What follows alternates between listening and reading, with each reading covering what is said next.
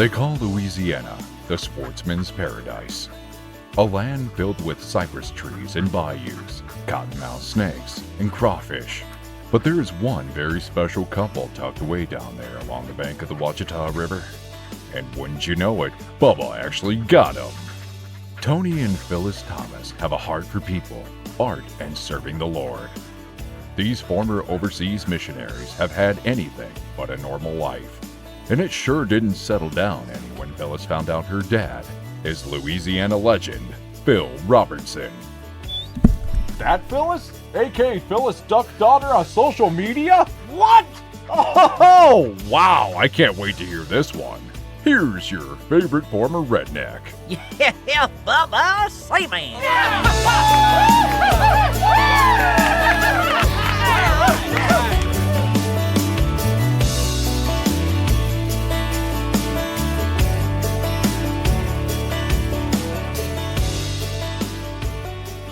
Ladies and gentlemen, what is up? Welcome back for another episode of one of the best, fastest growing, real life, small town podcasts on the market. Let me tell you, I'm looking forward to this episode, so I hope you are too. But before we get to today's episode and our special guest, I got to remind everybody listening or watching, that's right, you can watch us, flawless, high definition, both on Spotify and on our YouTube channel. Wave to the audience, guys. Just go ahead and throw them a little wave. Yeah, this one's over Zoom. It's a big deal. I'm always throwing in bonus pictures, too. You don't get to see those if you're just listening to the podcast. So if you want to see these extra pictures that are going to be included in this episode, you got to go to YouTube. You got to watch the video version on Spotify. I'm not sure if Apple Podcast does video or not, but that's all I upload is video anymore. But before we get to the episode, you guys got to subscribe, follow, like, wherever you're listening or watching, Spotify, Apple Podcasts, YouTube. Leave us that 5-star rating. That's a big deal for me. Click that bell to be notified about every new episode. Tell us what you think. Like or dislike. Criticize me. That's fine. Leave a comment. Just let me know what you think. This is how we continue to grow and reach more and more people. Follow our Instagram, Facebook, TikTok. We're on TikTok now.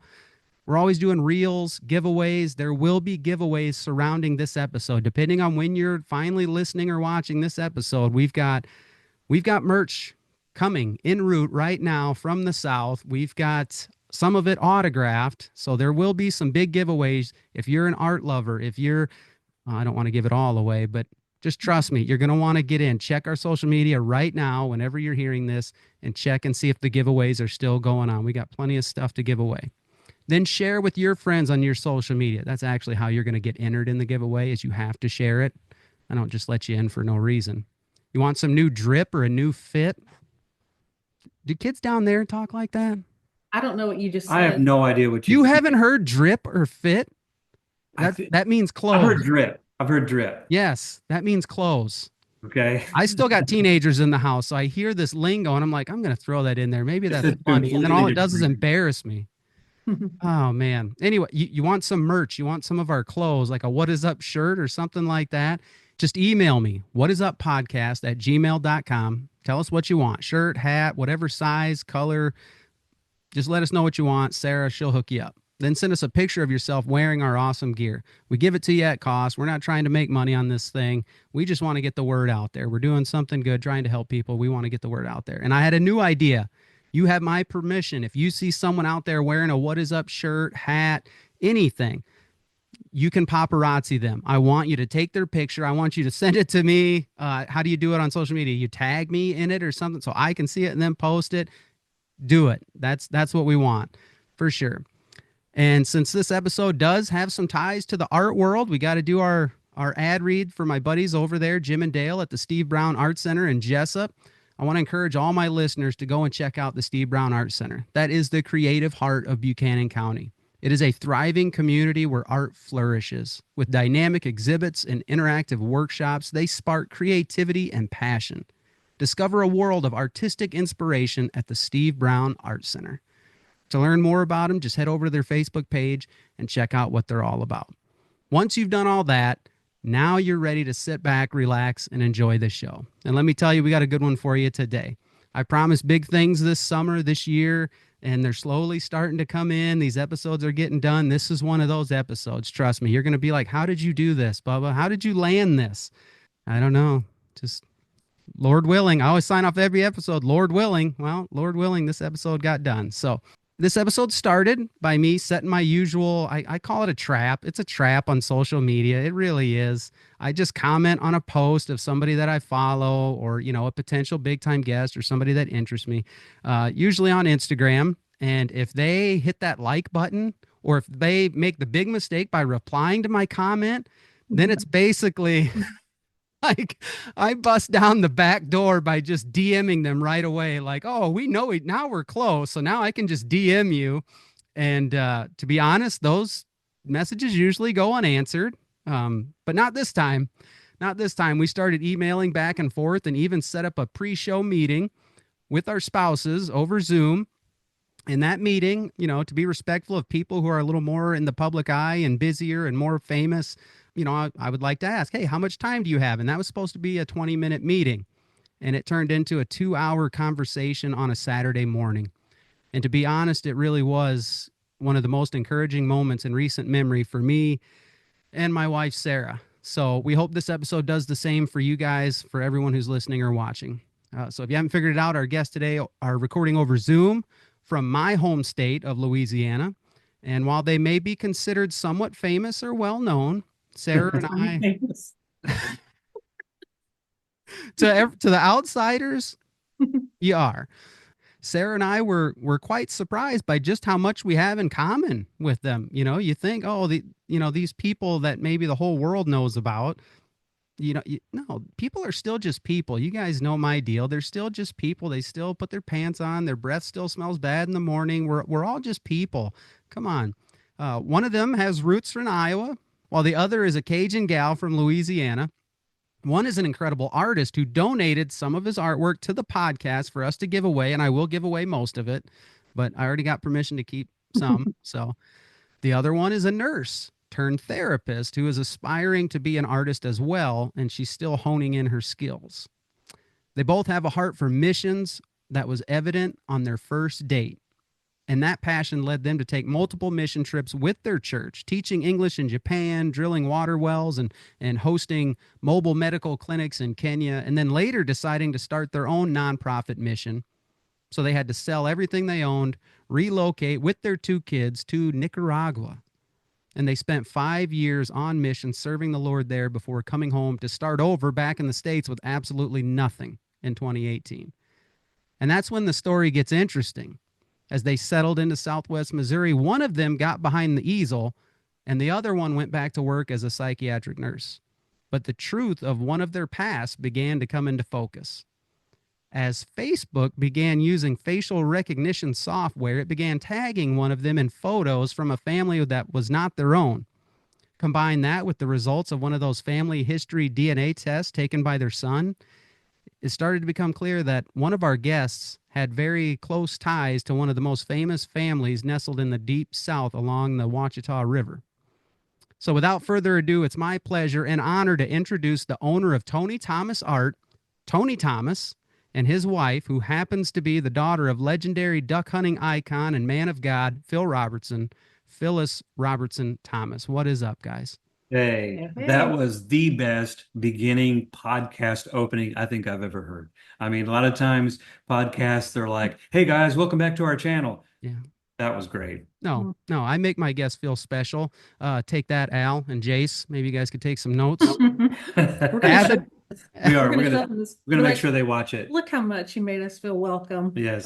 that's how you do it. That's how you do it. Yeah, I listen to those guys. I listen to the Duck Call Room and have yet to get a response back from anybody, but I'm still trying. I am pestering them. Little do I know they probably just blocked my emails, but that's okay. I still just keep going. But yeah, I'm glad we got to do this, guys. It really Absolutely. did. It surprised me that you actually responded to me, and then it was great. So this is really where I want to start with our little small talk here is Phyllis, you gave a reason of when I asked you why accept the invitation. Somebody after me and Tony connected, and I can't remember how it all went down, but basically I asked you in our meeting, I said, why accept the invitation? We're kind of a small town deal. A few hundred people really understand what I'm doing and like what we're doing. You guys are super busy. You got art. are going to school, doing all this stuff. You got the family thing. You're trying to do all this stuff. And your answer, you said, I care about people. I like making friends, and I can still respond to messages at this point. So you're going to do it while you can. That is just, that's like, the world needs to hear that message, Phyllis. Usually when we get busy, it's like things are going to fall off the plate. And you said, hey, I still have time to respond to people if they reach out on social media. Sometimes what we say we don't have time for is really another way of saying this is something I'm choosing not to prioritize. Like we don't have time to go to the gym. We just don't have time to do that. Well, we make time for the things we care about and prioritize. And so whether it's a few hundred people in a small Iowa town or a few thousand people, you know, the word of God, the message of God, you know, his truth, any way that we can be an encouragement to others, it doesn't matter if it's a small room of people or a stadium That's full right. to us. Yeah. No, that's good. That's good. Yep. Our actions show our priorities. And that's yeah, that's, we can talk all we want, but yeah, our actions show our priorities for sure.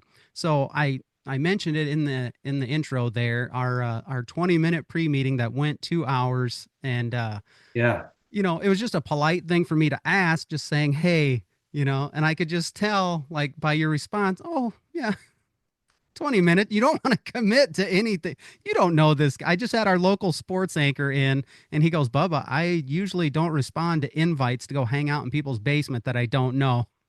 To Pretty me, wise. that That's 20-minute thing, that was kind of the same answer. Like, I got 20 minutes. Let's not get tied up all day here. But then once we got talking, like, the time just went. Like, Phyllis said, you had to get up and go to the bathroom, go pee, and like I was like, oh, we'll wait. That's fine. Me and Tony and Sarah just kept chatting, and you know, Maybe you need to change it to 10 minutes. Just say you want 10 minutes. You'll snag more people because you know it's not going to take, it's going to be longer than 10 minutes. Maybe Right. we're the that told him 20 minutes. I don't remember I don't them. remember, but I asked you guys. I was being polite, saying I don't want to keep you longer than, you know, because for all I knew, you had to run down and, you know, do something with Phil or do something for Kay, or you had art to get to, you know, I don't know. So I just say, hey, all the above. how much Yeah. time do I got? And that's all I'm going to keep you. And then you'll know if you're interested in actually doing this. But yeah, that was just so great. Sarah, she come out of that meeting and she said, did you hear what she said? She said, friends. Like, I was like, Sarah, yeah, they're still people. Like they're just people. But you talk to somebody that is maybe more well known and you just think there's something different, but you guys are different, but for the right reasons. So Tony, I wanted to ask you about Thank you. your art real quick too. All right, let's go. You said it's meant to touch something inside of people, cause reflection, point them to Jesus. Like, so your art isn't just Terry Redland paintings that I love. You want to have a reaction. I do. I want my pieces to, you know, evoke some sort of response, you know, to the person that's viewing it. And this is the sort of thing that, you know, when you ask an artist, what do you want to paint and what do you feel called to paint? You know, sometimes you ask them 5 minutes later and that's going to change. I mean, artists are always, we're creatives. And so we're always developing and maturing and changing things up. You know, I paint things that are important to Louisiana, things that speak to people. I did a Southern Staples drop at a gallery. It was paintings of sweet tea and lemonade and cast iron biscuits. And that's something that people love and connect with. But more on a deeper level, I love to paint biblical scenes. Okay. I recently did a painting called Woman at the Well. Yeah. I'm working on now called At the Hem of His Garment. So long story short, I like to paint things that are biblical scenes that are more overt, just out there. You just hit them with it. It's a biblical scene. Yeah. But not everyone, you know, someone's soul being awakened to the spiritual things of God, to the gospel, sometimes is a process.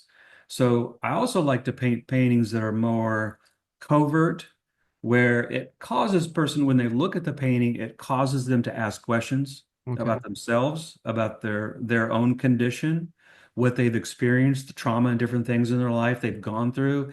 And inevitably, the point is that it points them to Jesus, but it doesn't just hit them with the with a woman at the well Bible scene painting, but something that I think that's important, that causes people to ask questions about themselves, where they're at, about eternity, their own mortality. Sure, sure. Where can people go to see your stuff? Sure. Let's just plug it right now. TonyThomasArt.com. Okay. Right. And you And guys, look, we're always developing our website. So we're always having new stuff up each week. So yeah, TonyThomasArt.com. Check it out. and you guys are both showing art at the local place down there. Do you want to give them a shout out or? Yeah. Courtyard Gallery in West Monroe, Louisiana. Yeah, absolutely. Showing artwork there. And also I have artwork at a gallery, 318 Art Company in Shreveport, Louisiana. And then I'm also working on getting to other galleries between Louisiana and St. Louis, because we travel back and forth a lot, seeing the grandbabies. So that's just Right. kind of a normal route that we take. And hey, why not? I'll stop into some galleries, Yeah. check it out. It's along the way, see if I can expand the art business. And then sometimes just set up shop on a street corner in winter and just paint Abs- for a couple days, man. That's awesome. Absolutely. I've Mm. done that. 27 degrees, you try to park the car close so you can take breaks. You stand on a piece of cardboard so that you don't freeze. Oh, Uh, you go take breaks, you turn the heater on, then you get back out and you paint.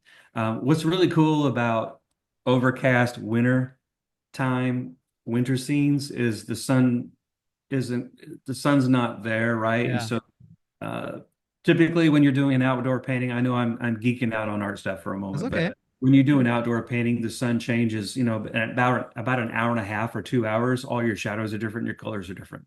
So on an overcast winter day, you can do that all day. Yeah, I've seen a lot of your. I've been following all your stuff, everything you're putting on social media and all that stuff. Yeah, I like that stuff. Phyllis, you're kind of still. Is it still like in the hobby phase for you? Like you I enjoy it? self-care is what I'm calling There it. we go. That's. I didn't want to Yeah. call it therapy. Yeah, to me, it basically kind of is. I think Huh. sometimes we say self-care and it gets a little bit of a bad rap, but it's actually for therapists, it's in our code of ethics. Like we have to make sure we're taking care of ourselves, Mm. you know, body, soul, mind, Yeah. so that we can do what we do and not burn out and be able to help others. And so, it was an easy one because for me, it was a great way just for Tony and I to hang out. Yeah. His studio was in our house, so I can literally sit at the table and he's at his um easel and we can just chat back and forth and I'll say, hey, help me make this purple, and he can come over and we could just spend time together, and it's relaxing, it's fun, so it's kind of a way for us to hang Relaxing. out. Most people don't find art relaxing, but it is to her. Well, I'm not And taking myself too seriously, right? I'm not out to try to, bang it out and do great things. Tony is a real artist. He has God-given no, talent. no, no. Okay, okay. I'm Yeah. You're a creative. We're all creatives. in some way, form, or fashion. That's Yeah. true. We all, have an imagination, some creativity, because that's reflects the heart of God. But That's right. he tutors and he coaches and Yeah. shows me to do this or that. And then I kind of put my own spin on things. It looks like me, looks like something I would do. And yeah, so I mean, What's I'm what's the name of the coffee one that you recently? I've got Shadow Brew and Earthy Brew. Okay. Yeah. One's kind of a little bit flowery like the morning, and the other one's a little bit darker. And Okay. you can imagine what you want in that cup: tea, hot chocolate, coffee, obviously. Okay. Yeah. Yeah.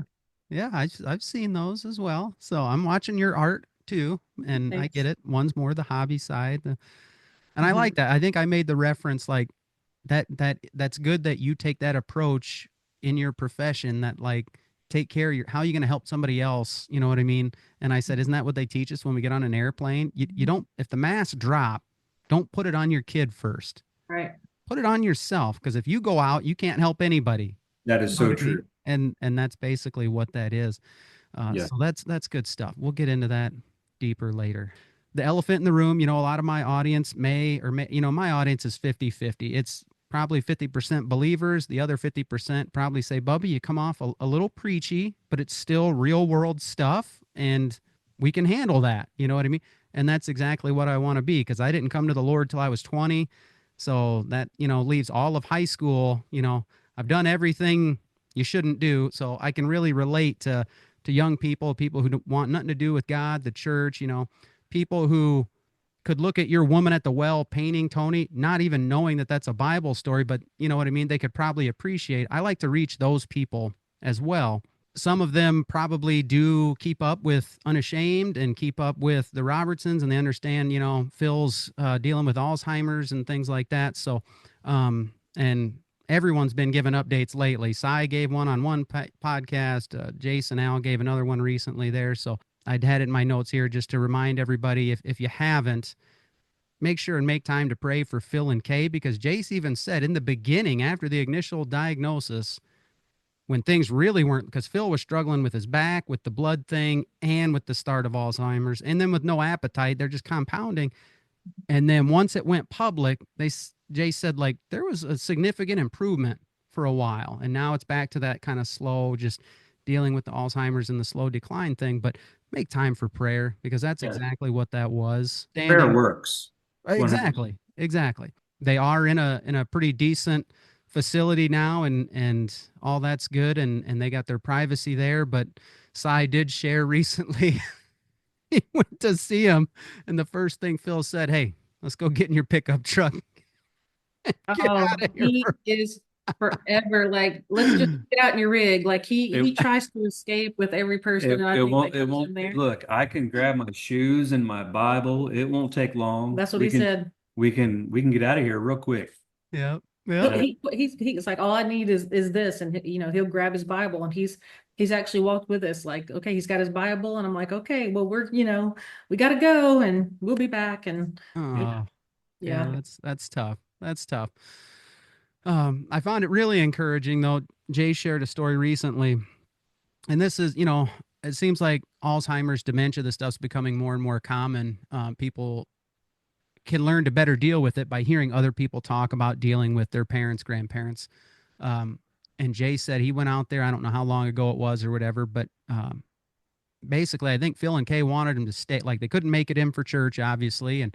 And Phil said something, well, why don't you just give us a sermon, Jay? And so Jay said, I just went through, you know, he goes, Dad's normal thing that he would hit people with, just the basics. And to understand dementia, Phil, like 2 minutes into it, Phil was so enamored by it. He says, hang on, grabs his notebook and starts taking notes. And Jace is just telling him what Phil would always say. And I was like, man, there's something sweet about that. Like, yeah, it's a tough situation. We're not going to last forever, but for him to realize the word and like hearing what he's hearing and thinking, I got to take notes on this. And here it's what he shared with the world for how many years. That stuck with me that day, to the point where at least I wrote it down and made sure to mention it today. So I cannot tell you, you know, our house is next door to them. It's just a 4-minute walk. And I would go down there and visit quite often, almost every day. And always seemed to be around lunchtime. So, you know, and I cannot tell you how many times, this is before the Alzheimer's, you know, started kicking in and everything. As soon as, well, both of us, we would sit on the couch across from him. He would just immediately pull his Bible out and start sharing the word of God with us, start sharing scripture with us. Yeah. Like, wow, this is just incredible. Yeah. And it just, you get, whether you wanted it or not, or whether you asked for it, you're going to get a Bible lesson. So. Yeah. No matter what people think or what they've heard in the news, or even they wonder about what, you know, how are they really, are these folks what they seem to be? My dad is the real deal. He never has changed from any of the fame or whatever that came his way. He absolutely loves the Lord. He loves people, all people, and he would share the word of God and encourage anybody who's willing to listen.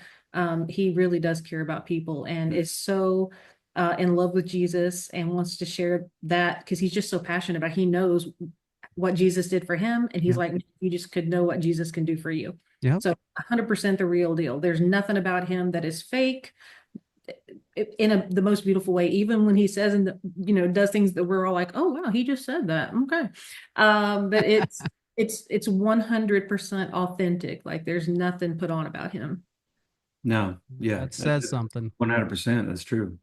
And for a guy who doesn't even know about the social media world, wants nothing to do with tech or none of that, like that's what the world is starved for these days. It's just authenticity because it's all filters and highlights out there. Nowadays. We need more people like Phil who just say, oh, this is what you get. You get me And Yeah. Well, Yeah. he had to get he went to Al or whoever, one of the brothers, and said, "Hey, can you get me on that internet?" And they had to do that because he doesn't know how to turn on a computer. yep.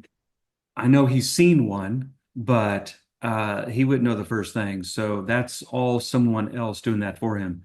And there's something really cool about that all this time he's been guarded against all the comments, Mhm. shielded against all the negativity and everything, because he's just not on it unless somebody reports it to him. Yeah. Okay, so for those who don't know you, we obviously talked about the passion for art and all that stuff. Just kind of short answer, you know, who you are, what you do, who's in your family, hobbies and interests. I think we kind of covered that. You know, what's your family look like, and what's a typical day look like for you guys right now? You, Typical. you There, start.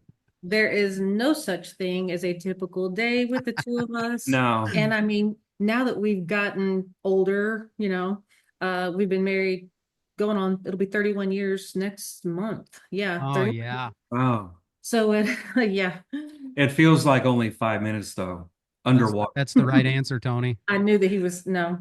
So yeah. Underwater. No, I'm just kidding. We're starting to get people who are saying, like, we kind of knew this early on, but like the longer this has gone on, 100%, you all live a very interesting life. There is absolutely You can't make nothing, this up. You nothing really has can't. been boring. We have not had a plain Jane life. And some of that's because God has just done some cool things. Mhm. And then also we're willing to kind of go and do whatever. We're semi-nomadic. We're game. If Yeah. someone's like, hey, let's do it, we're like, absolutely, let's go do it. We're not, yeah, Like you mentioned in the intro, we've been to, I don't know, close to 20 countries. We've done missions work in eight. At some point, I realized that, well, hey, I feel like I want to start my own nonprofit and do what we feel that God has called us to do. I could do this. Mhm. God can show us, speak to us, and so we did. We started a nonprofit. We started doing our own, and then at some point, we're like, gosh, we're tired of going and coming back. It was heartbreaking. Yeah. I wanted to be on the mission field. And so Phyllis said, why don't we get ourselves into a financial position, get out of debt so we can go full time? I'm like, let's do it. So it took some time. Mission field 5 years. Then we had to leave because of civil unrest. We left with 2 suitcases and 2 backpacks, started over, like you said in the intro, in Springfield, Missouri, wondering what's next. Felt very much like a transitional period. Yeah. Then she spits in the tube, the ancestry DNA tube, takes the test. We discover her dad's Phil Robertson. We live next door to him. I mean, so what's next?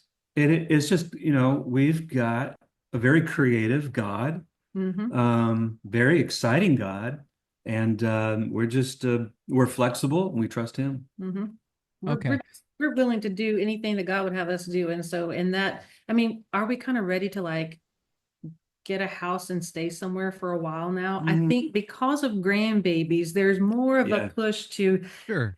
put down some so-called roots, but we feel like we've got roots in different places, but we haven't lived in the same place for 30 years. We have been No, everywhere. no. Yeah. So I don't know.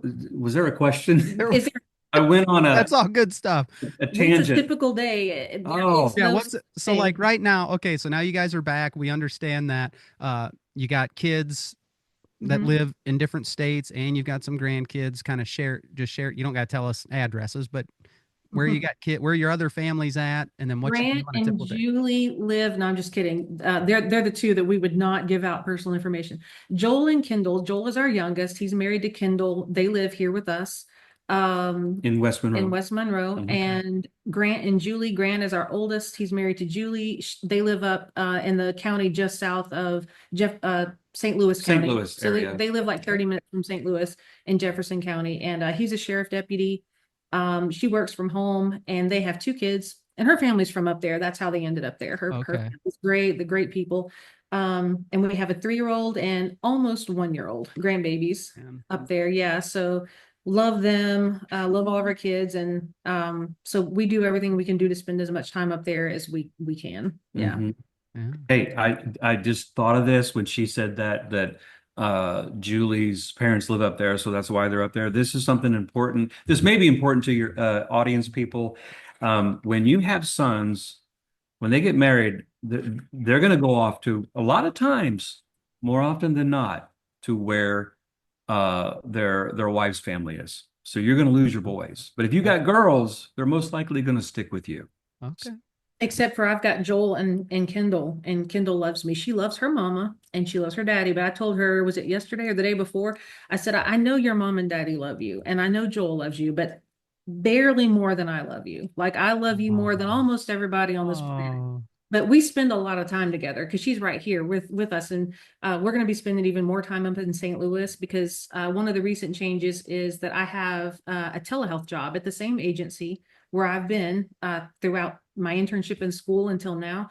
So they needed a full-time teletherapist, basically. So I'll be able to, and there's so many reasons why that's needed, even still past COVID. But COVID kind of made this, a way to do this, a platform to do this. Yeah. So I'll be doing that. That gives us both flexibility because he can travel, take his easel where he needs to be. I can go and see clients wherever I need to be. So we can go back and forth, see our family in Yeah. Missouri and Iowa, see our family in Louisiana. So I'll get to spend more time up there with Julie too, because I love her, but I do spend more time with Kendall.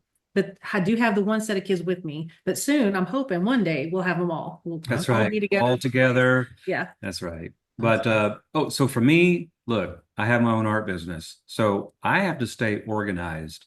I have a lot of fish pulls in the water as an artist, as we say, to make payroll, to make the budget, right? Okay. So I'm very structured throughout my day of what I'm going to do, what I got to paint, what are my tasks and projects that I'm working on, and that can be different every day.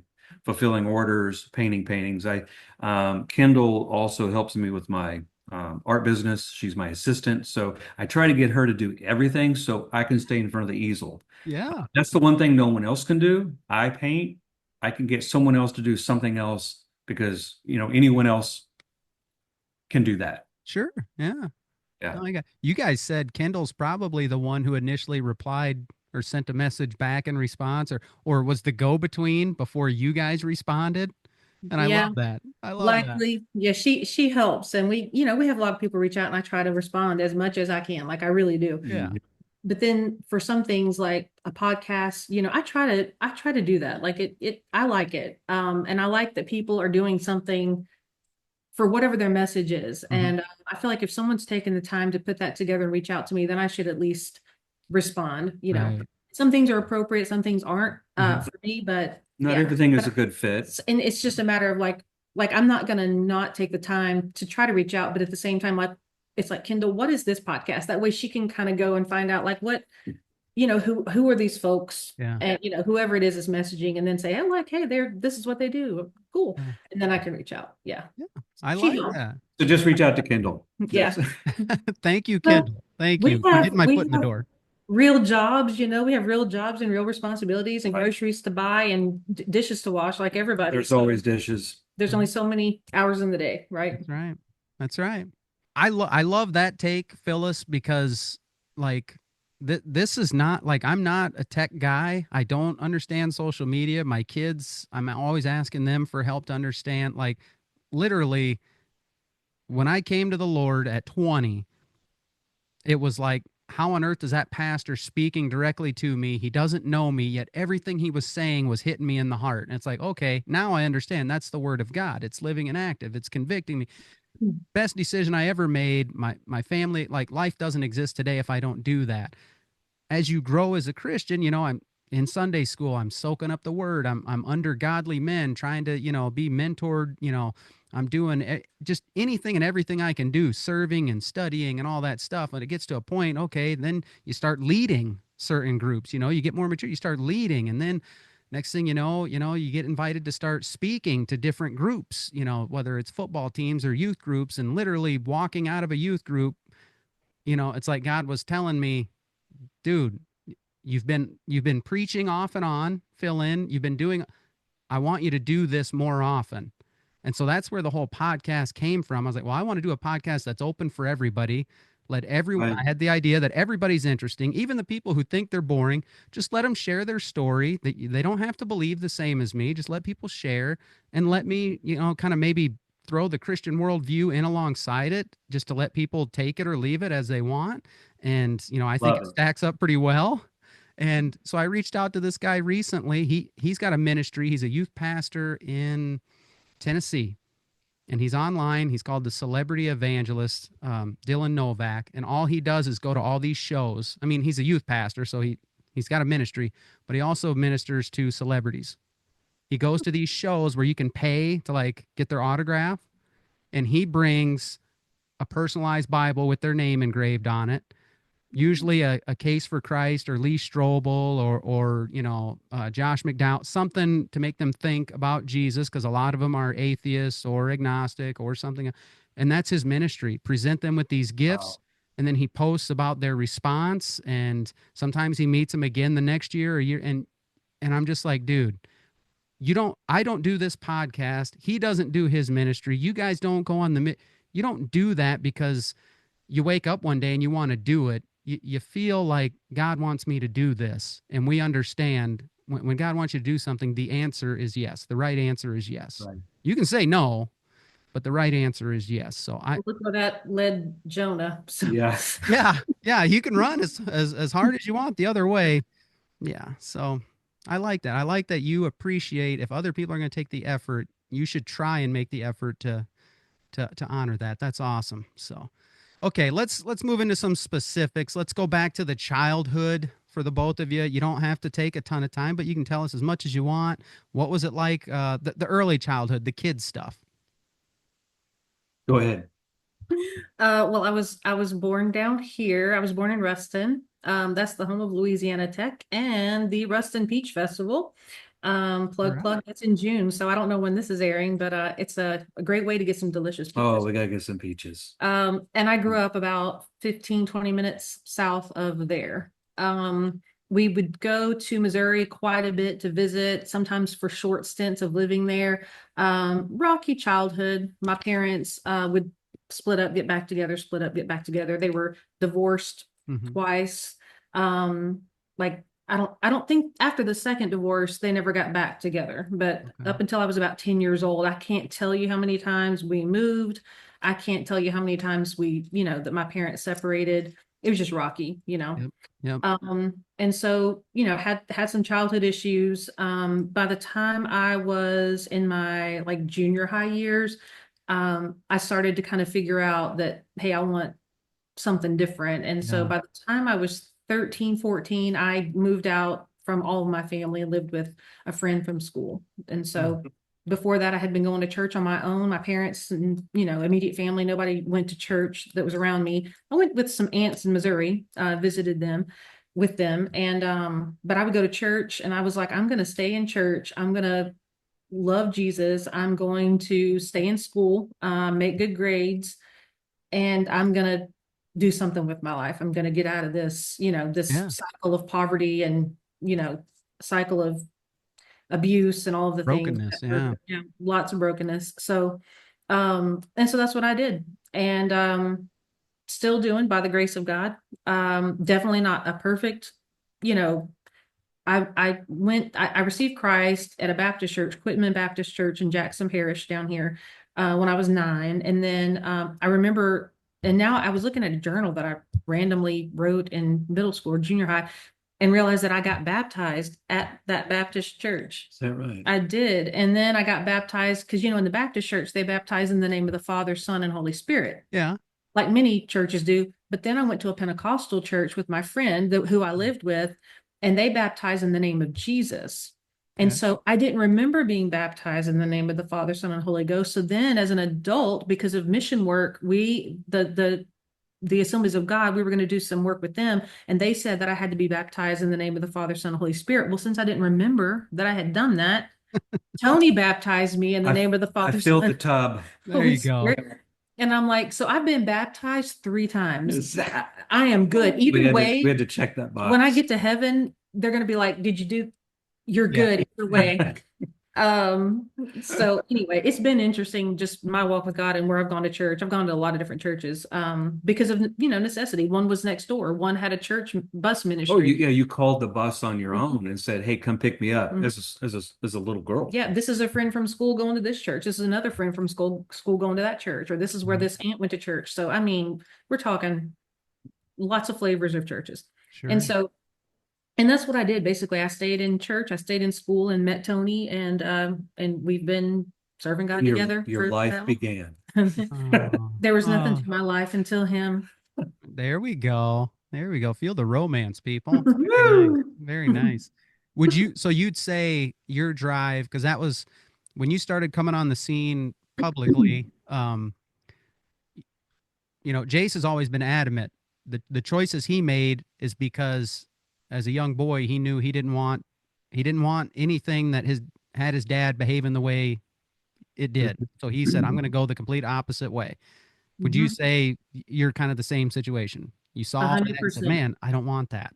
One day when I was old enough to realize, or by the grace of God or both, I was like, this fighting and fussing and the police getting called and the drinking and the absolute dysfunction, the Mhm. poverty, all of it. I was like, I don't want this. Yep. Now there was definitely good moments in my childhood. I don't want to paint it Sure. like, I was surrounded by terrible, terrible people. There were a few terrible people, but like my mom and dad were moral people. You know what Mhm. I mean? They did Yeah. not steal, they did not do hard drugs. You know, I see now in therapy, from from my clients or other clients that I hear about or what I've studied, some of the terrible things that children go through, like some of them are exploited, some of them are trafficked, their parents have a hand in it. Nothing like that ever happened with me. I definitely had some trauma, but we had good times as well. So I just want to make Yeah. sure that that's clear. Sure. But I don't exactly know where I was going with that or what you asked, but yes, I was focused on that, I guess you should say. And it's that idea of grit and resilience in Mhm. childhood. And it's fascinating because I've been talking about it with some of my peers, like what makes some kids grittier than others? Where Yeah. is that That's a good question. resilience coming from? And how can we promote that? How can we get kids and develop that in them? Because a lot of times the parents aren't going to do it. The kids are going to have to decide, like, hey, I don't want to do this. Yeah. How do they have that revelation to them? Yeah. And how do they put action steps to it? And like Jace did it, I did it. I know some who have, but other kids just get swallowed up in their childhood dysfunction. Yeah. And it's, what can they do? What can we do as a society, as a church in the education system to somehow mitigate that? Sure. And that's a great question. Jason, I probably need to talk about that like more in depth and see Yeah. what his insight is. And but yeah, if you hear anybody else talking about that, like, and people who have a thought about it, like send it my way because I would like to hear stories and Okay. which is why I share my story, right? Because I know Yeah. that things I've gone through are relevant to other people, Mhm. very relevant. And if God has healed me or brought me through something, what can I share about that so that someone else can be healed and delivered from that and brought through that? That And yeah, so that that's is the that's what best I way. love. Yeah, I love to share my story just for that reason. That's really why I'm even here with you. Like, That's how you use it. I mean, what's the point of going through trauma, trials, hard times, whatever? If you can Mhm, use that to be a blessing and encouragement, a tool for somebody else, we're absolutely called to come alongside and help them. I mean, that's the Christian worldview anyway. Um, mhm. yeah, it's always funny if I have a female on, I always wonder, okay, man, I've had a few females on, gonna have less in common with them or whatever. But it turns out the females I have just as much in common with. My mom married, divorced a few different times. We moved like 4 or 5 different times, like in the summer after every school year, you had to start over different things. And as a kid, you don't know it's not normal. It's almost like you have to understand there's something better. There's a better way to do it. And Mhm. yeah, it's Good point. That's step one in a way, right? First, But for how do you ask? How do you get a kid to understand that? That's hard. You need someone else. You almost need someone else. There was something more divine going. I mean, with you, and we'll get into that a little bit. Like you Mhm. knew there was something else pulling you because you've got similarity traits, and uh, I don't want to spoil everything for the audience, but But I would say, at least at this point, for your audience and people listening, like if you have any point of contact with a child in your life, if you are a teacher, a coach, a Sunday school teacher, a bus driver, whatever. If you work at a restaurant, a McDonald's playland, restaurant with a playland, like you never know what opportunities you're going to have to say just the right thing at the right time to a child that may open their eyes to, hey, wait a minute, life can be different. You've got your own kids and you're hosting a sleepover or a birthday party or something. When a kid walks in your house from dysfunction and they see less dysfunction, and they see a meal on the table and they see someone praying over a meal, and then that is so eye-opening. Yeah. And it's those little things, and those little things add up. So everybody It does. who interact with a child should make an effort to speak some word of life to that child or role model something to them that will stick with them. Yeah. We've had an Awana club at our church for 25 years. They started it the year before I got there. And then when a young guy walks in the door who's involved in youth sports, they hand over the keys to me like the very next year to be in charge of it. And I'm like, I don't really get that, but yeah, sure. And sure enough, you see over the years, if you're involved in kids ministry, you can tell the handful of kids that are coming from rougher homes, rougher backgrounds, and you do your best to, food's always the easy thing to let them know you're not a threat and you're there to help meet their needs. And then you build that relationship and man, the next thing you know, they're 30 years old and they're saying hi to you at the gas station and you're like, oh my goodness, where'd the time go? So yeah, definitely make an impact in the younger generation. Obviously, that's important. What about you, Tony? What was growing up like for you, buddy? Cold. It was cold. Oh, that's right, Iowa boy. I grew up in a cornfield. As Phyllis says, that Iowa is nothing but a giant cornfield, and they carved out a square to put a town in it. Truth. Facts. What I thought before I moved up here. Born and raised in Ottumwa, Iowa, lived in a house that my mom grew up in. Okay, so you've seen the contrast already. God has such a sense of humor. My grandparents owned the house, and so mom grew up in it. I grew up in it. Same house for 21 years. Wow. I married this chick right here from Louisiana. And after we get married, 3 months in, she's like, you want to move? You want to move? It was like 2 weeks. Or 2 weeks. You want to move somewhere? And I was like, no, we don't want to move. So she's rearranging furniture. Well, that's probably true. That was a joke. Picture of stability meets Phyllis, and then the tornado happens. Right. So yeah, I mean, one like most people's childhood, it wasn't total stability, but in terms of one place, pretty much born and raised all my life, yes. Went off to college. The first 2 years, went to a community college in town, still stayed at home. And then last 2 years, transferred to another college and got a degree in commercial art. Lived in a dorm and experienced that life. And then after I graduated, I went to Japan, taught English with a ministry, went there for a summer, loved it. It was time to come home. The program was done. My time was done. I didn't want to leave, but I knew it was kind of time to come home because Japan is very different from the U.S. Yeah. But that was my first overseas experience. Went back to Ottumwa, Iowa. I had the traveling bug. I did not want to stay in my hometown. I'm just like, I wanted to, what am I going to do with my life and try to figure that out. I'm 22 years old. And so my grandparents, they manage a motel in Monett, Missouri. I got a place to stay. I'm 22. I call them up. Hey, can I come down there and live with you guys and, move to Monett and start a life? And they're like, absolutely. And so I lived in the motel for a year until I was able to get my own place, rent an apartment. My grandparents helped me. Super thankful about that. Worked for a newspaper. And that's where, through some friends and family, we met. My brother-in-law worked with him. And so my sister and brother on my mom's side, both they're from here. They were born down here and grew up, but they both migrated up to Southwest Missouri. So they were both living up there. And then I went to visit from here. I went to visit up there, and that's how I met him. Wow. Yeah. That's a small window. Mm-hmm. Yeah, it is. We met in the middle is what Tony always says. We're still meeting in the middle, kind of. So we got married, had kids. Gosh, this is the Reader's Digest version. Yeah, I like it. Now that I think about that, I don't know if your audience is going to even understand that reference. This is the shortened version.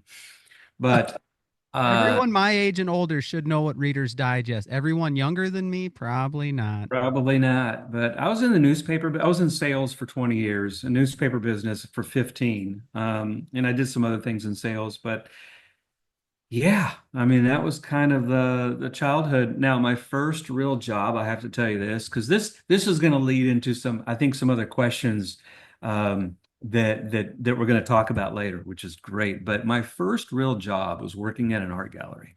Okay. My mom took my brother and I to M&J Art and Frame Gallery. It's not there anymore, or it's not called that, in Atomo, Iowa. And because they had an ad in the newspaper, and for your younger audience, we had newspapers way back when with I miss the paper. ads, right?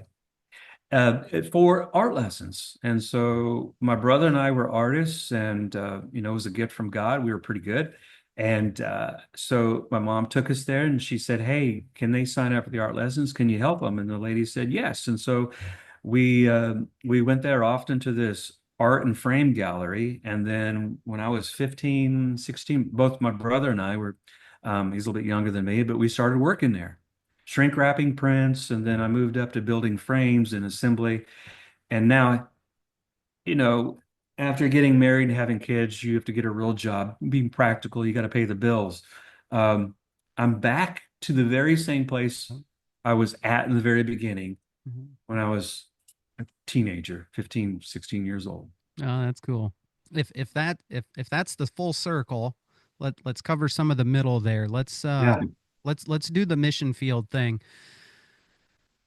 I understand it. If half my audience or better doesn't quite understand, missionary work is, you feel like God wants you to go and take the gospel to people who don't have it or need it, and also meet other needs. The gospel's got to be at the center of it. I think the Red Cross kind of got started that way. I don't think they proclaim Jesus anymore, but most ministries, if it's God driven, sure, they're going to meet food needs, water needs, all these other needs, but you're doing it, just like Samaritan's Purse. I mean, you're doing it because of your love of Jesus and you want to spread Right. the gospel. So, how did you guys get into that and make that decision?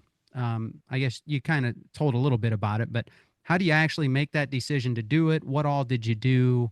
Because a lot of Christians, they don't want the pastor to ask people sitting down in the pews, "Hey, why don't you pray about being a missionary?" That's a dangerous thing to think about. You guys did it. Ooh.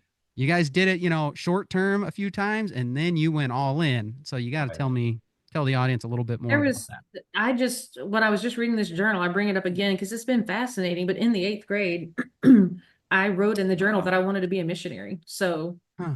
this was an always there thing. And then our very first date that night, we went to a fair. We were Mhm. in a Ferris wheel. We're like, oh, you're a Christian, I'm a Christian. Those very first conversations, Yep. which I've actually met people, by the way, that have met someone, they've gone on a couple dates, and I'm like, well, are they a Christian? I don't know. Like, we haven't talked about that yet. I'm like, I don't understand. I don't understand. Yeah. Like, I wouldn't go on a second date, which I didn't hardly date, but I wouldn't go on a second date with any man until I found out he was a Christian. For me personally, those are my values. So that was one of our very first conversations, It but was missions. it was missions. We talked about wanting to be missionaries, and here I had that in my heart, and he had already done mission work. Yeah. And so I was like, like automatically we knew that about one another, and it was just always in our hearts to do it. Like Yeah. he's already mentioned that. And so as far as getting there and making that final decision, like he said, we'd done lots of short-term trips, wanted to finally do it long-term. And so what were the action steps? And so you take those action steps and you get yourself in a position to go.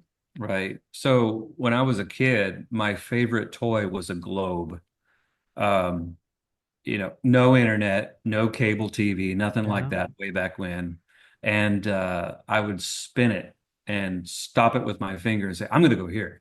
I would spin it. And I'm going to go. Wow. So from the very beginning, I was always drawn to other cultures, languages, places, and a lot of that was not understood clearly growing up of what all that meant until, the missions opportunity in Japan. And then when we were involved in church, they were taking mission trips. We went with them. And I'm like, gosh, I think we can do this. Mhm. There, I mean, we still have gone, we still went with churches, with organizations, but I thought, well, why can't we, form our own nonprofit and do what we feel God's called us to do? Mhm. So, yeah. Wow. And then so I don't know, not everyone is in thinks that feels that way, has that calling, that drive, and that's okay. Yeah. There's different members of the body of Christ. Not everyone is a hand, not Yep. everyone's a big toe, not everyone's an ear, And not all missions is international missions. And I think Right. that's an important component Right. to point out. Like, you can be a missionary in your own community. Even this guy that you were talking about that goes to concerts. Like, that's a very interesting mission field. I've never even thought about it. Yeah. Doing something like that is very creative, and it just shows you how creative God is. We've already said that, and here we are saying it again. Yeah, it's an outreach. It just may not be to a different country in a different language. Mhm. Yeah. Yeah. Culture. I tell that to people all the time. I was like, you don't got to call yourself a missionary, but you got a mission field, whether you want to act on it or not. Exactly. And it's your circle. As soon Who's as you leave ever your in that house, circle. I mean, it doesn't matter. or Your maybe house, even your in your own town, house. Yeah. whatever. I tell my kids, it's your football team. I was like, I get it. You're a high school kid. You don't understand that, but trust me, there might be some of your friends that the only time they're going to hear about Jesus is you. So I just recently told them I went on one mission trip to Alabama, like my second summer out of high school. And that was just because I had showed some interest. And then like the month before the guys were leaving, they had me on the list. And I was like, wait, I didn't say I was going. And it was Mhm. just like carpentry and stuff for people that had no money. And we were hooking up with the church down there and doing some stuff. And then all I had was 5 days vacation. And my wife's grandpa, who was a pretty big influence on me, I was kind of twisted my arm a little bit. And I was like, yeah, I'll go. There's something about even, I mean, 1 week, leaving everything, Oh, going and serving other people, you have nothing to gain from it. You're just selflessly, and I just told my kids recently, I was like, you guys all need to commit to doing a mission trip at some point. Short term, right. just go see how because it changed the way I thought about things. And It the way you totally read does. scripture and Yeah. just serve. Jesus said, I came to serve, not be served. And yeah, And for young people to see how other people live when they are in poverty or in especially other countries, when they can opens see their world up. it really does. And then they look around and maybe have an epiphany, like maybe they're more entitled than what they realize. Yeah. Maybe they have more than, what they realize they have, appreciate more. Yep, Mhm. I And agree having 100%. empathy, it does breed empathy Yeah, to go see somebody else in need. it does. So all my So young listeners, start small. Mhm.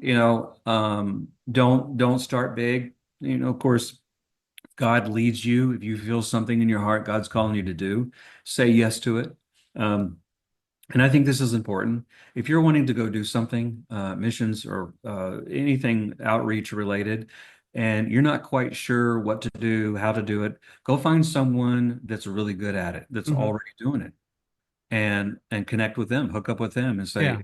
I want to do that. I can learn from you. If you're successful at it, I think that's key. And when I first realized that way, sometime in my 20s, why don't we just automatically know this? We don't. If you want to go do something, find someone that's really good at knowing how to do it. Yep. Learn from them. Yep. Yeah. Yeah, it's the same thing with employment. I tell my kids, sign up for a job shadow.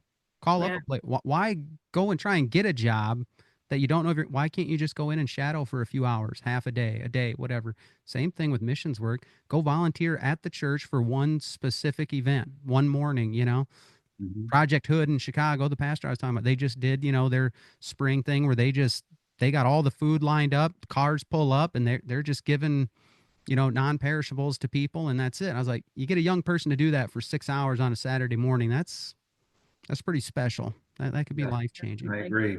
I like it. Okay.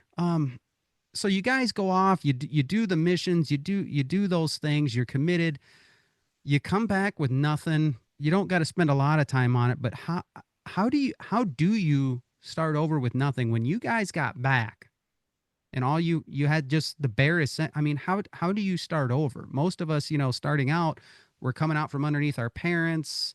We get a full-time job, we get some money built up, we kind of get a place to, and you just kind of build on that. How do you guys coming off the mission field with nothing How'd you start over? I don't think I asked you that.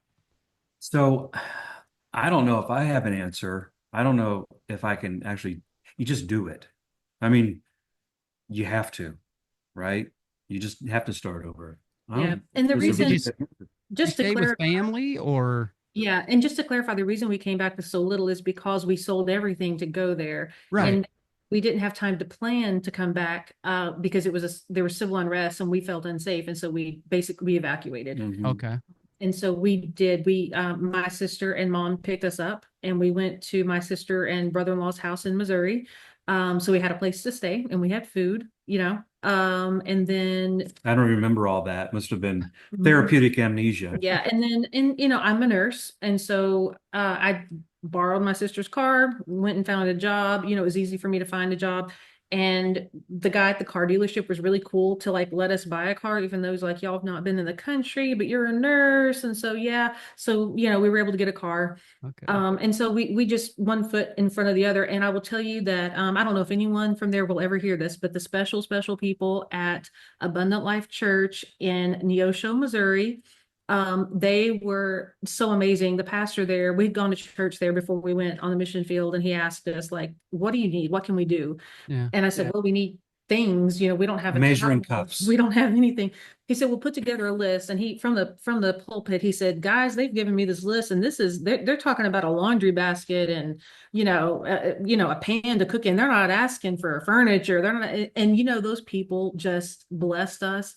They Nice. brought things that they went and bought. They brought things that they had to donate. And we ended up being able to move into an apartment within a few short months, really. Oh, And between me getting a job, finding a job quickly, and family and friends, we were able to set up shop again. And we just had to kind of start over and start Yeah. buying the things that we still needed. I Yeah. love that. I love that because when I tell people when you read the Bible, I tell people my views all come from the Bible. I would never want to force everyone in our country to be a Christian, but I do think the values that are in the Bible benefit society. I mean, you just had like Dawkins last year say he still thinks the Bible's utter nonsense, but he says, call me a cultural Christian because I want the values that it imposes on society. A society without Christian values, he goes, oh, I don't want to think of it, Yeah. Yeah. either without any or compared to Islam or anything. So when I tell people like there are areas that the church is supposed to step up and stand in the gap and do things, and we've kind of ushered that over to the government. And I was like, Mhm. there's a way it's supposed to work. And that's a prime example right there of the church meeting the needs of people, helping, the people who actually need the help, and oh, that's so refreshing to hear. I can't wait to get this pastor on this episode and he's building this economic opportunity center to help get young kids off the street, get people who don't have life skills, high school dropouts, get them get them into this center where there's gyms and pools and theaters, the fun stuff. But then there's get your GED. Here's job fair number one. Here's all this other stuff to get them to take pride in their community and contribute and give back rather than just expecting the government to help them because they're in poverty or they're single moms or whatever it may be. There's a way for people to help take care of other people to get them Mhm. up to the level where they can take care of themselves. I love it. I love it. Let's go ahead and move on to the stuff that probably the audience is really looking forward to hearing about.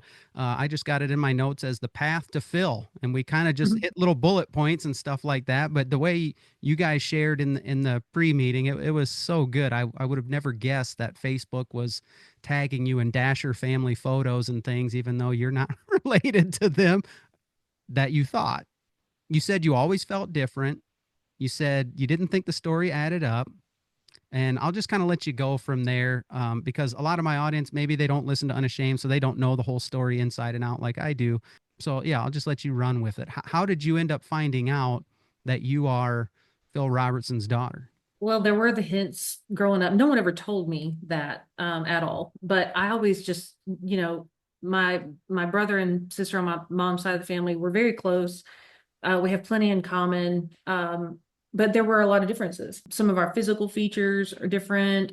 Some of our interests are different. Our focuses in life have been different. They're both believers and their families are. And so we have all of that in common as far as like our like values and and Christian beliefs and all that, very similar. But so many things growing up pointed to me being different. And like I would look at my feet and my hands and I'm like, why do my feet look different from their feet? Why, like I could just tell you there's pictures of three of us and I'm like, She has Willie's feet. one of these things is not like the other. That's what I've been told. I've never looked at Willie's feet. I have no idea what his feet look like. Have you Oh, seen my word. Phil's? Yeah, yeah. I We heard his have, feet are but legendary. they They are. They are. Yes, we've seen his feet.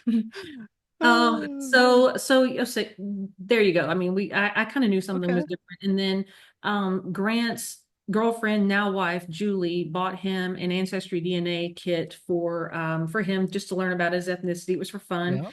And we came home in 2017 from Nicaragua for Christmas, and he said, "No, there's something different about this." And we looked at him like something doesn't add up. Yep. So we talked to my brother and sister, and it was pretty It was clear. the ethnicity. Yeah, it was like either our ethnicity that we've been told is completely wrong, and it's really not possible because we have, I mean, your family, their Yeah. last names, where they're from, or we don't have the same dad. And so that's pretty obvious. And then Teresa says, well, there was this one cousin once who told me that when I was really, when I was still pretty little, and I told her, don't say that, I'm gonna hit you, little things Mhm. like that. I'm like, wait a minute. So come to find out, cousin knew, some aunts knew, but no one ever told me.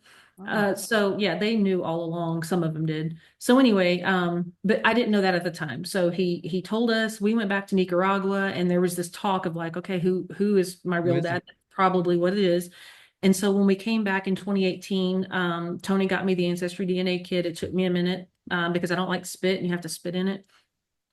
She's a nurse, right? So she can handle all kinds of bodily fluids, but she doesn't do saliva. You I can. just It no. took her, I'm like, would you please spit in this tube? And my Please. Oh, sister doing the same. She was like, Phyllis, she did hers. She's like, so if I do mine and you do yours, then we'll compare. And so yep. anyway, long story short, this is a podcast, so we have to be able to let this man get his podcast done. But so long story short, we compared the results came in, and it was evident that our paternal lines did not match. And so Okay.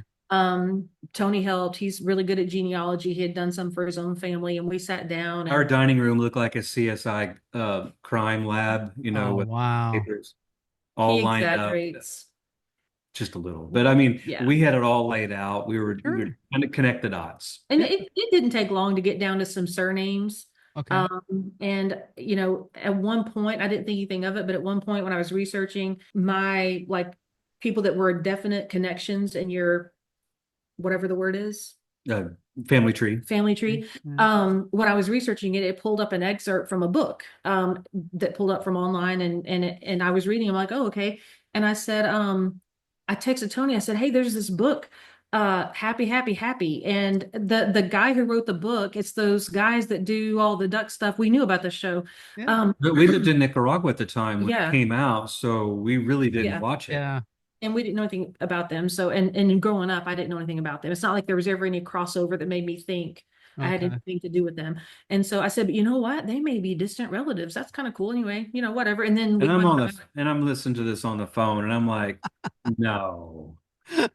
I thought maybe we were fifth cousins or something. I don't know. Sure. So anyway, we move on. And so I had some surnames, and I finally made the call to my mom. I'm like, Mom, and we had been dropping hints. All of us had. And she was like a vault. She wouldn't say anything. But anyway, we called her. I called her, and I'm like, okay. And he was with me. We had it on speaker, and I'm like, who is my dad? Like I'm, well, how do you know that? I said, it's DNA, Mom. It's science, Mom. Like, Yeah. we know this to be true. I've got some names in front of me. Who was my dad? And then she ended up saying it was the man who made the duck whistles. And that's when it kind of connected. I'm like, wait a minute, the Happy, Happy, Happy book. I'm like, Yep. wait, are you talking about the people with the show with the, they hunt ducks or whatever? And she was like, yeah, that's it. And then she started telling me the story of how they met and all of that. So Wow. yeah. So that's how I found out. And then we reached out. We sent some letters down here to the church. Mhm. We made a short visit and at the church, and I was able to give the same letter that we had mailed. I gave it to Jace, and the two of them, from the story I was told, they were filming the podcast, and I guess after one of the episodes, Jace pulled it out, or Al pulled it out and Yeah. said, we need to look at this. And Al initially was like, oh, it's somebody else saying something. And it never occurred to me that someone else has even done this. I Yeah. just know, like, hey, would you show this to your dad? But Jace looked at it and was like, we had pictures in it as well. He put it together, very nice presentation. Good job, So Tony. it had like the family tree stuff on it, my story, and photographs. And Jace saw the photographs and was like, she looks like our female relatives. And so Yeah. he's like, we need to check into this one. And so that was a good call on his part. Wow. They did. And Zach is the one who Zach Dasher reached out to me. I was at work one day. He called and said, so we got your letter, and we arranged paternity tests, and they came back. So that was that. Yeah. So February 20th of 2020, they flew us down from Missouri, along with Grant and Joel, our two sons, and their fiancés at the time. Mhm. And we all got to meet the whole family, spent a few days there. And Phil said to me, well, why don't you come down here, live next door to us, get to know you. And so, 8 months later? In August. Yeah, there we go. On the road again. So, living next door to their house, so 4-minute walk. I love it. I love it, man. And the timing on that, you know what I mean? You were pretty open about, hey, I'm going to be down here, soaking up as much time with my dad as I can, because you never know how much time you have. And at the time there wasn't a hint of any, Phil looked like he was going to live to 100. One of the things that bothered me, and I should have expected it, because by the time, Jason Al went public with it on the podcast, and it was public information and everything, just a few headlines here and there would come up. The algorithms are so in tune with your interests anymore that most of my stuff, if it ain't sports or Christian, I'm not going to see it. But I did, because Duck Commander, Duck Dynasty, I follow all the Robertsons, that I would see headlines. Long lost illegitimate child wants, heir in the family Or fortune. love child. All this stuff. And I'm just thinking back, like, as soon as they went public with this, Kay was open and honest and said, I told Phil this could happen. Like, there's Phil before Jesus and then everything after. And this was this is the carryover from that. And look what God can do. It was nothing what a few of these little headlines were. I was like, that's so not what it was. Because right away, the first thing Jay says, he goes, well, if it's true, I love her. And that always stuck with me, because I was like, that's kind of a world changing moment when you find out you got a sister you didn't know about. But that's exactly how families should respond. The circumstances of your conception don't determine your value or your worth. Yeah, everyone knows I'm a big pro-life guy. We've done a couple episodes that got me in a little bit of trouble, but it does not matter how you were conceived. It doesn't. So some of that stuff was real encouraging to hear those guys say, and just different things, seeing pictures online of you in the blind with Phil and stuff like that, and seeing that you guys were down there. But those pathetic attempts to frame it as some sort of a scandal or something like that, I was just like, yep, that's the world for you. That's why I roll with the Lord and with the Bible and with those principles, because if that's what the world has to offer, I don't want any part of it. So and that was just another good example of, people say, rising from the ashes or whatever. The God we serve is one who's able to take our worst decisions, our worst mistakes, the worst moments in our life, and bring something truly awesome, an amazing blessing out of it. What does the Bible say? You meant it for evil, God used it for good. It's exactly. Those things are just so ingrained in a Christian's mind that you just see, this is how God works. But to someone who, is just of the world, that they just think, man, what a coincidence. Come on. That's how God, he's in the life-changing business. This is absolutely. Yeah. What was it like merging into once you realize, oh yeah, these guys kind of were a big deal. Like, my dad did change duck hunting and then the hit TV show, and and he's just, he is this probably the most recognized man of God other than Franklin Graham of this day and age. He really is. Well, let me add a few more things in there. He also did gospel with Donald Trump, which was amazing. Spoke to him on the phone after that, reminded him again about the gospel. This is some years back. Yeah. Well, I think having not watched the show, there was never any kind of starstruck moment. Okay. I never felt like, oh wow, you know, Okay. and I think maybe my personality too, just I would that none of that. I don't want to say like didn't impress me Hmm. in the sense of like they had a successful show and they were able to share, the gospel was that show was definitely a stepping stone to a platform that allowed them to be voices in our Yeah. current culture, which is powerful. And so Yeah. when I say Yes. unimpressed, I mean, I'm very much impressed with how God can use people and how people allow themselves to do things for God. You just don't ever know where even a reality show may take you. So I appreciate that. But I was never like, we weren't fans because we didn't watch it. We were in Nicaragua. So there was never any awkwardness to me. It was just like meeting regular people. Wow. That's how I mean, that I can only speak for myself. I don't know if we've ever asked the kids that or not, or Well, all of that, yes, but at the same time, they are some big personalities. mm, Yeah. I mean, that is just so true. They are very talented people. They're smart. I mean, they know what they're doing, and they're connected with other people that know what they're doing and resources. They're just big personalities. And so stepping into, uh, so I mean, it's not stepping into a normal family. I can tell you this, and they will It's tell you not. too, they are food snobs and they don't think Yeah. anyone can cook. It was like we were almost newborn babies. Like, what should we bring? You could pick up a bag of salad on the way over You here. can bring the rolls. And Yep. I'm like, they don't think anyone else can cook with them. But but everybody knows that, and they Yep. are really honest about food. And let's just be real, they really can cook. Like They seriously, really the can. cuisine is I great, mean, but yeah, yeah, like they really it's don't think incredible. it was like we've never cooked a meal before, and they couldn't trust us to possibly bring a dish. So Right. Right. that was one of those interesting things because when you're used to having family get-togethers, everybody brings their thing, right? Well, they already have all their things. I make really good sweet potato casserole. Well, Anna makes a really good sweet potato casserole. So, like, I'm not going to bring that to holiday No. dinner. So it's kind of like it's those little things where you're trying to Okay. find your place in Yeah. such a big family. And probably that's not necessarily, that's probably a nuance in a lot of families, right? Like, it's a very big family and we don't want to compete our sweet potato pies or whatever. Yeah. Um, but anyway, that was an interesting piece as far as like what was it like, getting to know. And then some people had a lot of opportunities to connect, and other people busy doing projects. And so Yep. it's just been hit or miss who we can spend more time with than others. Sometimes there's more time when we met everybody, it was COVID time. And so Yeah, I was what going to that chip meant, in on that. Yeah. okay, you can Well, go ahead go and ahead. share with. Well, yeah, it was COVID time, so a lot of them do have speaking engagements, Yep. and like Alan and Lisa, which they're the best. They helped us to be integrated, helped us with being integrated into the family, Mhm. and Very good. just wonderful, Mhm. wonderful.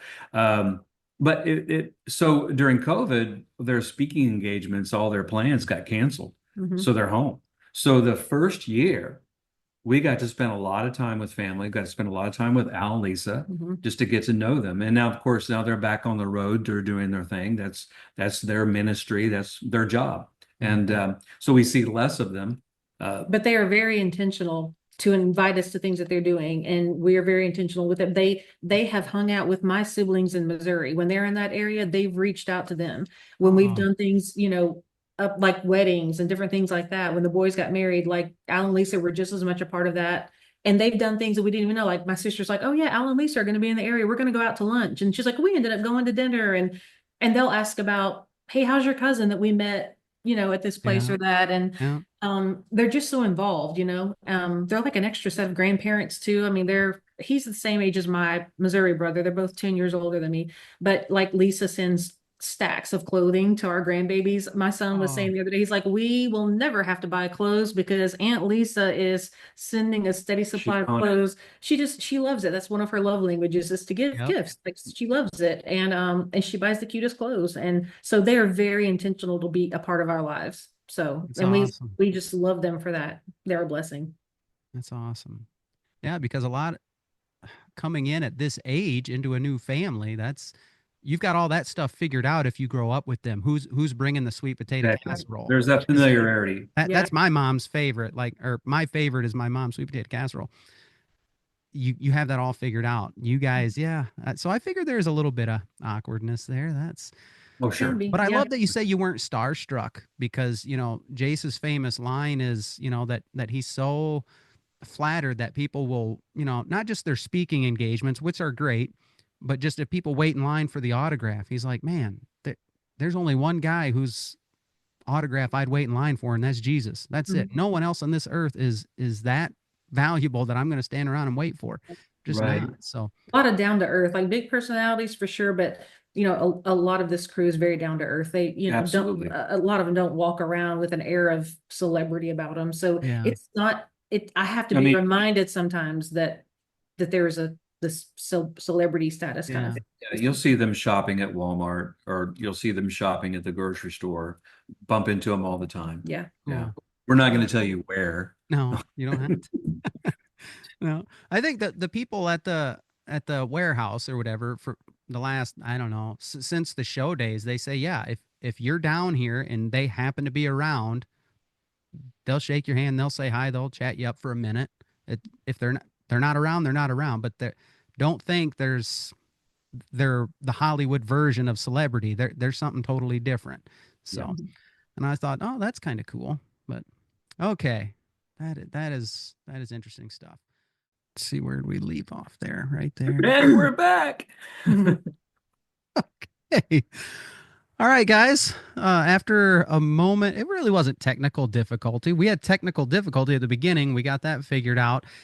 We are recording on a Friday, and we were pushing up against 5 o'clock, and Phyllis and Tony were at the Duck Commander warehouse, and I assume the employees wanted to leave at 5. So you guys were going to get locked in. So Yes, and I didn't want to be responsible for codes and keys and all of that. And then like the police get called because the alarm went off at the middle of the night or whatever. So we transplanted over to Alan Lisa's, and see, we live way out in the woods, so the internet is terrible.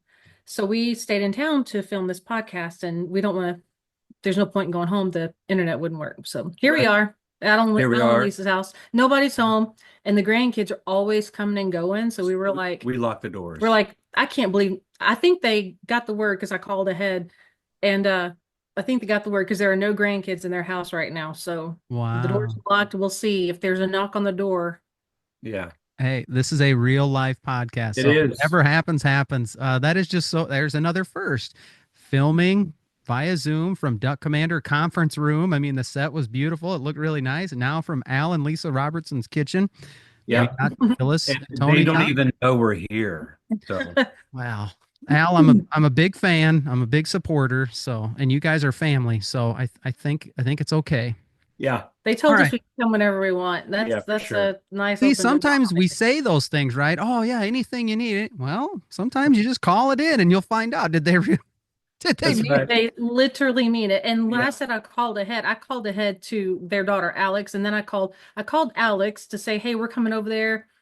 Is there anybody staying at your mom and dad's house? She's like, not that I know of. I'm like, okay, we may have to kick some kids out. That was where I think there being no children here came from, because Alex probably cleared them out. Then I called Anna, his oldest daughter, and I'm like, what's the password to the Wi-Fi? Right. Yeah. And the Wi-Fi is holding up quite well. Alex, that's the one that cooks. You said cooks the sweet potato casserole. That Anna does sweet potato casserole. Anna. Okay. Alex And never- corn casserole. And corn casserole. Yes. Very Oh, delicious. very delicious. And Alex does something a little bit different every time. She's like a trained chef. Oh, okay. Pastry chef. Yeah. Yeah, So the she pastry. bring like cool side dishes and stuff too, but she always brings like some kind of really interesting and new dessert to try. Everyone seems to have their own go-to dish, Mhm. their own signature dish. Oh yeah. And that's what you expect at the holiday meals. What most families, yeah. Yeah. And so yeah, but and there's a lot of them. I mean, for Thanksgiving, for Thanksgiving they invite people outside of family. Christmas is different; it's just family. But there may be 100 people, present during Thanksgiving. Wow. Yeah, Wow. yeah. Man. Not at Willie's house. So My mom is still in all my family's down south. My mom's in Mississippi. She comes up 2 or 3 times a year and cooks nonstop while she's here. And like my wife, her favorite is the cornbread dressing at Thanksgiving. My mom makes the best. And I said, nope, sweet potato casserole. That's it. Other people that have tried it, you don't get the topping right. It's all about the topping. I mean, I love sweet potatoes, but if you don't make that topping with the cornflakes, with the sugar, I don't know. It's look, my Iowa friends, look, we're friends, but listen, if all you know is stovetop stuffing, I'm sorry. Yeah. You've got to have some Southern cornbread dressing. I And you got to say never, it like that, cornbread dressing. I had Dressing. never heard of stovetop stuffing or tried it until I went to his grandma's house for Thanksgiving. And she said, I looked at it and it looked odd a little bit, and I'm like, oh, so you prepared all of this? And she's like, no, I got it at the Hy-Vee. At the Hy-Vee Oh. Deli. And I'm like, what? And so she's like, yeah, you just buy the turkey and you pick out your sides. And I'm like, I've never in my life heard of that. And then Huh. there was this bowl of something. And I said, what's this? And she said, whatever she called it, stuffing or stuff. Stovetop or just dressing or whatever. And I tried it and I can't say that I was a fan. I've never had anything like it. Oh. It was, and I was like, wow. And this was after already going to a couple places in Iowa to eat. It's been redeemed. So there's a good ending to this story. Okay. Iowa food. I don't want to offend any Iowans. So, but I went to a restaurant and they had fried catfish, and I'm like, yes, Yeah. fried catfish. And it came out It's in not like the a same. whole piece. The head was cut off, but the coating or Tails. whatever, like it just was one big flake of some kind of coating. It Oh. wasn't like breaded The and breading Yeah. was just a little thin thing. It just popped right off. And yeah. See, people But made anyway, fun of it's me for different. saying I like catfish when I got up here. They said, "Oh, those are bottom feeders. We eat northern and walleye and all this." And I'm like, I'm sorry. I grew up eating at the Catfish Corral in Slidell, Louisiana. That's some Come of the best on. fish I've ever had. I mean, come on, Yes. man, that's the place to that can go. hardly be beaten. But his stepmom, Mary Ann, she lives in Ottumwa and she's made some really delicious foods and she's a really great baker. So Yes. and then we've been to Pella, Iowa, and they have wonderful bakeries there, Yeah. delicious. So Dutchtown. Yeah. yeah, so we've had some really good, especially like pastries and sweets and stuff we've had there in Iowa. But I can't lie. I mean, I love Louisiana cuisine better. Okay, we're gonna Seems find like out. the further south you go, the more flavor and seasoning is added to food. Yeah, Just keep going south, it just keeps rocking more. and if Mhm. the Yankees try it, I found out they actually like it. You don't hit them, with a ton of Tony Sacheries all at once, but if No. you introduce it slightly, they love the seasoning. They Like I can't said overdo it. before, right, the soul it's a process. It has to awaken slowly. Yes. We're trying to awaken your palates, folks. Come on. That's right. Okay, last bit about food here. Did you guys try Al's duck and dressing? Did you hear the whole conundrum about that? Was there a conundrum? Does I know it wasn't Does he do set. the duck and dressing? He did the duck and dressing for Thanksgiving. Okay. And it had a really good flavor. It just was it wasn't set well, but the flavor I thought was really good. Yeah. Okay. What All did right. they say about it? What went around on the podcasts? Mhm. So between Jace and Al and even the guys on the duck call room, especially Cy was one spoonful and said, "Nope, you missed it. That's it." That's about right. Well, I it's think not it had a good flavor. It just wasn't it too wasn't runny. set. It was too it was kind of just That was the major complaint. It was too Okay, runny, yeah. nothing like Phil's. And then Cy, he should have just stopped there. Then he said, didn't have enough sage. And Al said, well, this is how much sage I put in it. And Cy said, no, you need to do 2 or 3 bottles. And well, then you lose all credibility. Right. Apparently Al said, but like we were saying before before Duck Commander kicked you guys out, you said admittedly they are food snobs. They've said it publicly. And Phil goes back, he goes, if you reward somebody or praise somebody for bad cooking, you're going to get it the rest of your life. So just don't do it. And that's Right. what led to the elevated. I think it's Yes. great that Al's picking up the mantle for that. And then I'm sure after he does it a few times, it'll be good. But the Mhm. first time that it's not my dad's, I'm sure it was not only like the taste, but also the idea of it. Sure. And I mean, I Right. started making Miss K pie crust, and Which it she turned nailed out it. like phenomenal. Yeah. Yeah. And Missy's also making pie crust now, so I think it's going to Cool. take a minute for everybody to get things kind of perfected. Alex tried to make Lisa's chicken spaghetti, and she's like, it was delicious, but it's not theirs, and I can't find nobody has made better chicken spaghetti than Lisa. I've not had any yet. Yeah. Al makes this.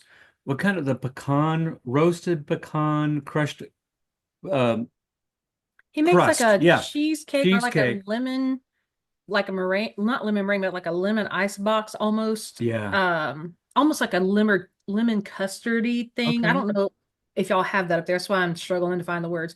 But he makes it instead of like a typical graham cracker crust, he Yep. makes it like a maybe there are some graham crackers, but it's also like finely chopped pecans and he roasts them. He has this whole process and it is phenomenal. It's so delicious. It's one of my favorite pies.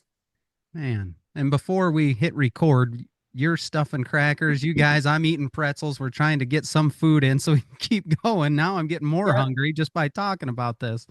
Yeah. Okay. Well, okay, let's see. Let's try and pick up where we where we left off. You were talking about, I think we left off just integrating into the family, and you basically said I just wasn't starstruck, and I can appreciate that. So the last bit on my notes here was some stuff we talked about, and this will kind of wrap up your part one, was your transition from being in the psychiatric nurse field to the family therapy side of things. And I got 3 bullet points in here that you said that stuck with me as to why you decided to go to Liberty, get the degree, and kind of make a shift in your profession, still stay in the medical field, but a whole different focus here. Can you share why you wanted to do that? Why you wanted to get into the family therapy side? Well, I was seeing from my own background, from people who've reached out to me, because there's been so many since me finding out who my dad is and being a little bit more in the, a little bit more public, I guess, and from the patients. There's so much trauma from childhood. And I thought if I could go back and see children when they're young, minister to them, counsel them, whatever the setting may be. This is before I decided to do therapy per se. But if I could go back to that place before things get out of hand, Yeah. that it could be that it could change their trajectory and they not end up like what I was seeing in the psych hospital. Yeah. Which was very broken people, severe mental illness, lots of, very much medicated. So my idea was like, what if I went and got this and like cut it off the head, like get to it sooner? Could I prevent this young girl from becoming this woman who is on the streets, Yep. sex worker, on medication, on drugs? A lot of people self-medicate. That's how they get on drugs. Yeah. What if we went to the source of this, or not the source, but catch this when it's The younger? beginning. Yeah. Yeah. So that was the idea. And I also knew that if I went the route of psychiatric nurse practitioner, that from what I've seen, I'm sure there's exceptions, but I've seen them really just write prescriptions after prescription. Mhm. And it's like, if you go to a psychiatrist, if you go to psychiatric nurse practitioner, they're going to give you a prescription. They just almost will every single time. I'm not going to say always, because I know there's exceptions, but counseling, it doesn't follow the medical model. So while I agree with people taking medications when they need it, what I don't agree with is that the first line treatment for mental illness should be a pill. Sometimes it needs to be. Yeah. That's true. But I've seen 4-year-olds get prescribed Risperdal. I have, I've seen children be prescribed, small children, Zoloft. So when you're given antipsychotics and antidepressants to children who are barely able to even identify an emotion, let alone be prescribed an antipsychotic, it's just very disturbing to me. And I feel like we are not doing our children or anyone, even at any age, it doesn't matter, justice if we are only prescribing a medication. It's like a Band-Aid fix without doing therapy. Now, some people may always need a medication. I'm not saying that. That may be very, very true for a person, but they should always have, in my opinion, always some type of therapy, especially children. Absolutely. Absolutely.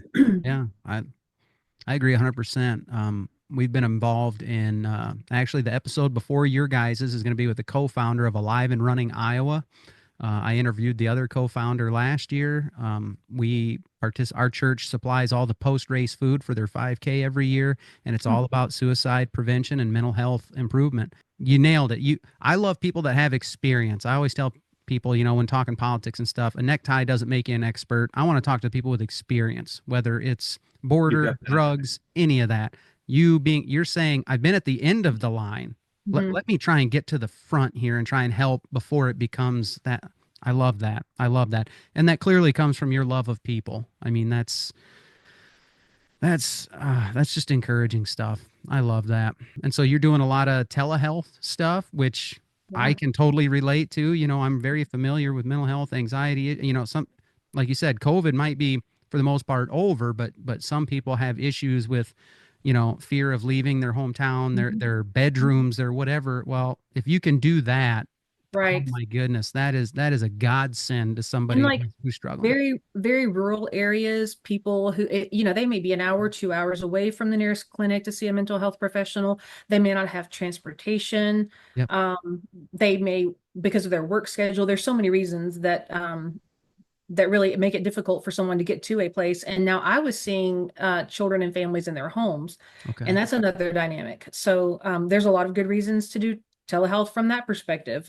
All my experiences have been great, but there are also safety issues depending on where you live, Sure. for someone to go to someone's house, whether that's a home health nurse or therapist or whatever. Mhm. Safety is always a consideration. So I feel like it's the best of both worlds, Yeah. what I'm able to do. Yeah. Well, and because of COVID kind of made this popular Yep. and more of an acceptable way of just doing life. You just see it more and more. And I think it's just going to get more, there's just going to be more of it as we go Sure. along. And it is research based because, of course, COVID forced a lot of this. But Mhm. then, of course, in the field of counseling and medical professions, we have to do things that are evidence based. We can't just decide something's a good idea and then do it. So there's been more and more research come out that says, like, yes, telehealth can be as effective as in-person therapy. There are exceptions to that. And that should always be considered as part of like an ethical part of the assessment of a client or patient. But for what I'll be providing trauma focused cognitive behavioral therapy is what it actually is, the theoretical orientation, but it'll be trauma focused for children ages 4 to 21. Oh, I love it. I love it. Good stuff. Oh man.